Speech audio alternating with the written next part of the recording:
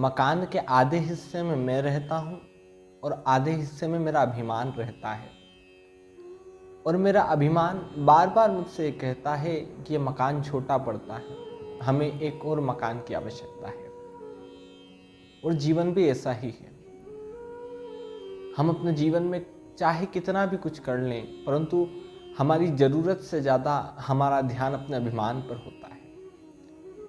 आप कई लोगों के मकान देखना, कई लोगों की गाड़ियाँ देखना या कई लोगों का जीवन देखना, वो केवल और केवल इसलिए अपनी मानसिक शांति को ख़त्म किए जा रहे हैं क्योंकि बस उन्हें दुनिया से आगे निकलना है, ज़माने से आगे निकलना है।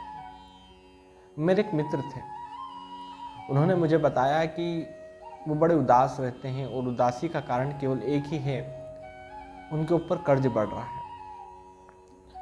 तो मैंने जब उनसे पूछा कि कर्ज काय का है, तो उन्होंने बताया कि मैंने किस्त पे वॉशिंग मशीन, टीवी और किस्त पे फ्रिज ले रखा है, इस कारण मुझे मानसिक अशांति रहती है। मैंने कहा ठीक है। धीरे धीरे वो खुश रहने लगे। तो मैंने उनसे कहा कि आप बड़े खुश दिखाई देते हैं। तो वो कह रहे हैं कि धीरे धीरे मेरी किस्तें पूरी हो गई हैं और अब मुझ पर कोई कर्ज नहीं। थोड़े दिन बाद उन्हें एक नई गाड़ी लाने का सौभाग्य प्राप्त हुआ। बड़े खुश थे वो गाड़ी को लेकर के। फिर वापस से उनके मुंह पे उदासी सी छाने लगी। तो मैंने उनसे पूछा कि आप अभी थोड़े दिन पहले गाड़ी लेकर के आए थे, अब आप फिर उदास उदास रहने लग गए, इसका कारण क्या है? तो उन्होंने मुझे बताया कि फिर से गाड़ी की किस्त चालू हो गई है। अब आप खुद सोचिए कि क्या सच में हम जो उदास हैं या जो खुश हैं उसकी परिस्थिति जिम्मेदार है? परिस्थिति जिम्मेदार नहीं है, उसके जिम्मेदार हम खुद हैं। हमारी अर्थ की व्यवस्था खराब है।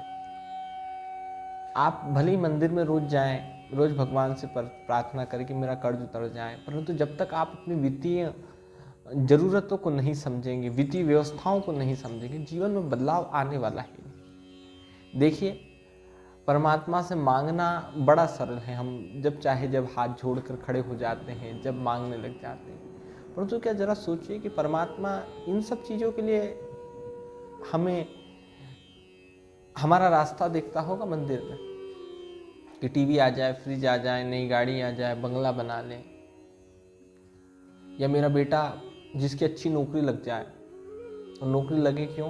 क्योंकि वो अच्छी सुंदर बीवी ला सके, वो सुंदर बीवी अच्छा घर संभाले और फिर वापस से वही वॉशिंग मशीन ला पाए, वो टीवी ला पाए, वो अच्छा घर हो, अच्छा बंगला हो, बच्चे अच्छे पढ़ने में जाएं। वो बच्चे अच्छे क्यों पढ़ने में जाएं? क्योंकि वो वापस से उसी व्यवस्था में जुड़ जाए। आप जरा खुद सोचिए कि हम किस ओर बढ़ रहे हैं। क्या इसलिए हम अपनी मानसिक शांति को भंग करने लगे कि हम बस चूहा दौड़ में दौड़ रहे हैं? ये चूहा दौड़ ही तो है। हम अपने बच्चों को केवल इसलिए अच्छा पढ़ा रहे हैं ताकि वो और बड़े बने, और बड़ा मकान बनाए, और अच्छी लंबी गाड़ी लाएं, उनका अधिकार हो, वो ऑफिसर बने, लोग उनसे दबे। बस इसीलिए कर रहे हैं क्या इतनी मेहनत? खुद सोचो।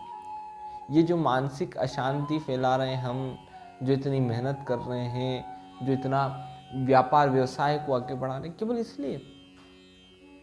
सोच बदलनी होगी। हमारा जीवन का उद्देश्य इतना गंदा नहीं होना चाहिए। हमारा जीवन का उद्देश्य कुछ बड़ा होना चाहिए,